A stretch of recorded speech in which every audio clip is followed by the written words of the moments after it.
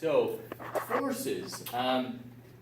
There are, in this class, we're going to talk about two different kinds of forces. Contact forces and field forces. We're going to need to know what those are, right? What part of that do we need to actually know about? Contact forces, something like a car crash, right? Contact forces. Somebody kicking a football, right? Pulling a spring back. Somebody pulling something along the ground. Contact forces. Field forces.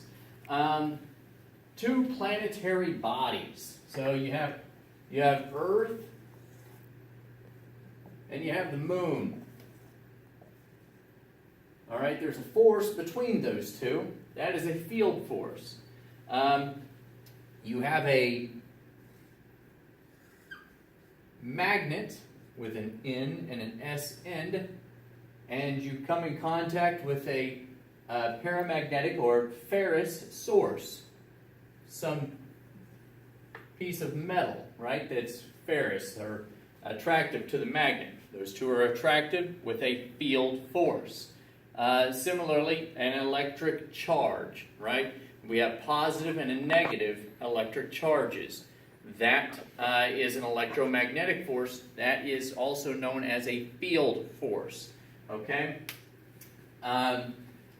So, going to Newton's three laws of motion, we see that one of them defines what force is, or one example, the most basic example of what force is. An object in motion tends to stay in motion until acted upon by some outside influence. Okay, so, but you're like, hey, but I can push something along the table and it just stops. That's right, so it was affected by an outside influence. The friction of the object you push across the desk and the desk itself have a frictional component between them, right? Okay, but I put my foot on the pedal and the car slows down, right? There's an outside influence. There's a lack of the fuel that you're providing to the engine. There's an outside influence. There's an outside influence to make the car go. What else? But where does it actually play in motion? Where does it actually work that you see? Not too often can we provide an example for where that works on Earth. So the best place to see that is in outer space. Pushing an object into outer space, we can see it move, but it's not 100. It doesn't play into this. An object tends to stay in motion until acted upon by some outside influence, because again, it's being affected by the planetary bodies. Even outside Earth's atmosphere, where we have the International Space Station, we'll just draw a little example of it. Even that far out, a few miles above the Earth's surface, they are still affected by over 95% of Earth's gravity. Hence why it rotates around Earth. Even though you see images of people floating around inside it, they are still influenced by Earth's gravity. Okay? So, number two, force is proportional to the product of mass times acceleration. Mass and acceleration. Directly proportional to mass and acceleration. What's that mean in English? Force is equal to ma, mass and acceleration. Mass is something we measure in terms of kilograms. All right, if you remember from a previous video. Acceleration is measured in terms of meters per second squared. Force is in newtons. We measure force in units of newtons. One newton is 1 kilogram meter per second squared. 1 newton is equal to 1 kilogram meter per second squared.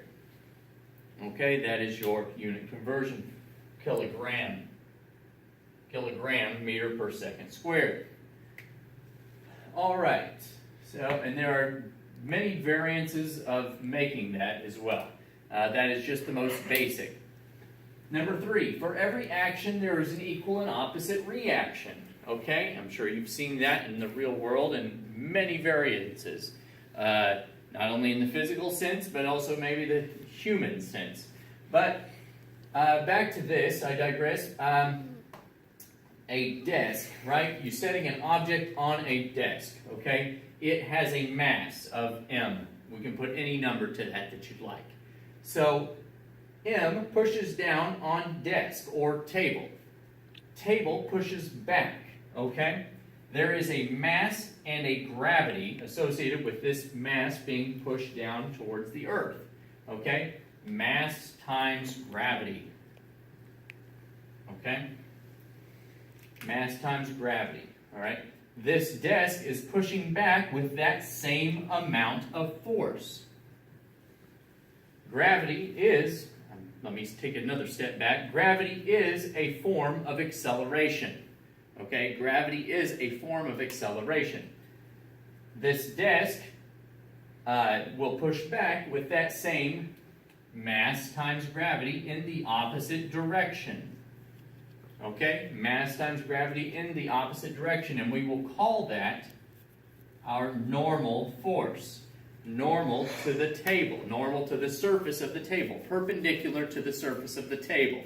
Okay, it is pushing back with that amount of force. If it does not, then the box or the object will accelerate beyond where the table is, breaking the table.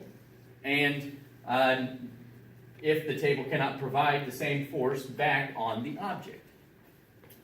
Anyway, that is our lecture for this particular part of force. Thank you very much and look forward to the next video. Have a nice day.